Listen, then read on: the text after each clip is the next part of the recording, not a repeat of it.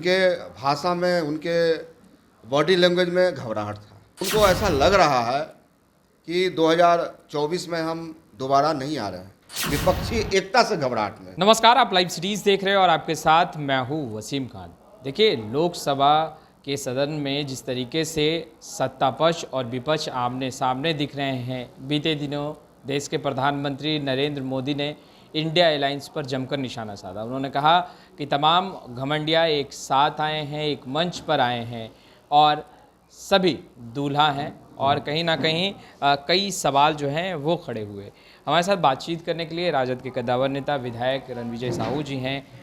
PM Modi का कल भाषण आपने सुना होगा, उन्होंने कहा कि जो इंडिया अलायंस बना है वो घमंडिया का गठबंधन है। देखिए, माननीय प्रधानमंत्री जी का जिस प्रकार से वक्तव्य संसद में आ रहा था, पूरे देश के लोगों ने देखने का काम किया। स्पष्ट रूप से उनके भाषा में, उनके बॉडी लैंग्वेज में घबराहट था और कहीं ना कहीं उदासी था। उनको ऐसा लग रहा है कि 2024 में हम दोबारा नहीं आ रहे हैं। बिहार और देश की जनता से जो उन्होंने वादा किया था अच्छे दिन के लिए। उन्होंने वादा किया था किसानों को 2 गुना हम आमदनी करेंगे। उन्होंने वादा किया था 2 करोड़ नौजवानों को रोजगार देंगे। उन्होंने वादा किया था बिहार को विशेष राज्य का दर्जा देंगे।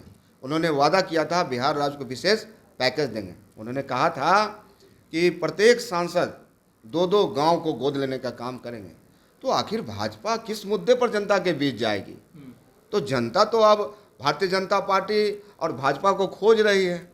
और निश्चित रूप से अब कर्नाटक में आप लोगों ने देखा, वहाँ के महान जनता ने जिस रूप में मैंडेट दिया है, तो हमें लगता है पूरे देश का जो मूड है और जिस प्रकार से तमाम विपक्षी एकजुट हुए, एक साथ हुए हैं, देश में पहली बार इस तरह का माहौल बना है। बोल रहे हैं इंडिया अलायंस में हर कोई दूल्हा है। नहीं, जिस प्रकार से माहौल है, दुल्हा की सवाल नहीं है। सवाल है कि इस देश से किस प्रकार से हम भाजपा की विदाई करें। और विदाई तो इनकी तय है और मुद्दा एक ही है, इस लोकतंत्र को कैसे बचाएं, इस संविधान को हम कैसे बचाएं, इस देश पर हम मुद्दे की राजनीति करें। आज राजनीति हो रही है सिर्फ मोदी जी के नाम पर हो रही है। मुद्दे पर बात क्यों नहीं हो रही है? महंगाई पर बात क्यों नहीं भाजपा करना चाह रही है? भाजपा पलायन पर बात क्यों नहीं करना चाह रही है? भाजपा रोजगार पर बात क्यों नहीं करना चाह रही है?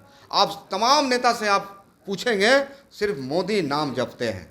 क्या आप बताइए, देश के लोगों ने इसलिए नरेंद्र मोदी जी को प्रधानमंत्री बनाया था। लोगों ने बनाया था अच्छे दिन आए और इन्होंने वादा किया था कि मैं अच्छे दिन लाऊंगा। क्या अच्छे दिन है?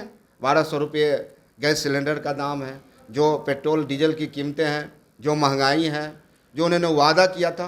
तो आखिर किन मुद्दों पर जाने का काम करेंगे? लेकिन यही बिहार माननीय तेजस्वी प्रसाद जी के नेतृत्व में पिछले 1 वर्षों में जो आप वैकेंसियाँ हैं, नियुक्तियाँ हैं, चाहे किसी भी डिपार्टमेंट के आप सर्वे करें, समीक्षा करें, तो ऐसा लगेगा कि हमारे युवा तुर्क नेता जो पूरे देश में जो इनके प्रभाव है और इन्होंने अपने प्रभाव का लोहा भी मनवाया है लोगों के बीच, कि लाखों लोगों को रोजगार देने की बात की है। जो करिए सुशासन की अर्थी आप लोगों ने निकाल दी। देखिए, जब बिहार में गरीब की सरकार बनती है, पिछड़ा, दलित, महादलित, कमजोर का सरकार बनता है, तो यही भारतीय जनता का पार्टी के लोग जंगल राज और सुशासन और कुशासन की बात करते हैं।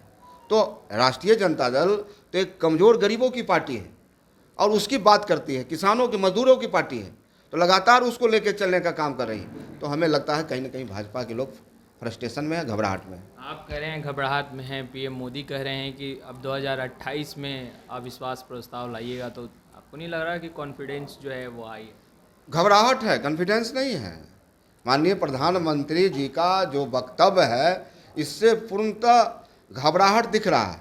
और जिस प्रकार से पूरे तमाम देश के लोग, एक ही मुद्दा है, इस देश से भाजपा कैसे सफाया करना है, इन बातों से वो घबराहट में, विपक्षी एकता से घबराहट में। अच्छा, राहुल गांधी पर जो आरोप लगा फ्लाइंग किस का, उसके बाद अब राहुल गांधी के संस्कार और उनके जो खानदान हैं उस पर सवाल जो है बीजेपी के सांसद उठा रहे हैं। क्या लग रहा है ये सही है? देखिए, भारतीय जनता पार्टी और बीजेपी के नेताओं का सर माना चाहिए।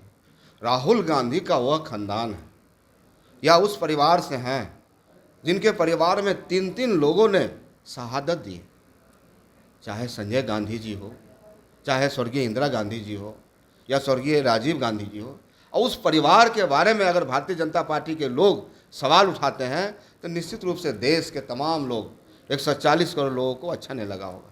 यह परिवार बलिदानी परिवार है, त्यागी परिवार है, देश को इन्होंने देने का काम किया है।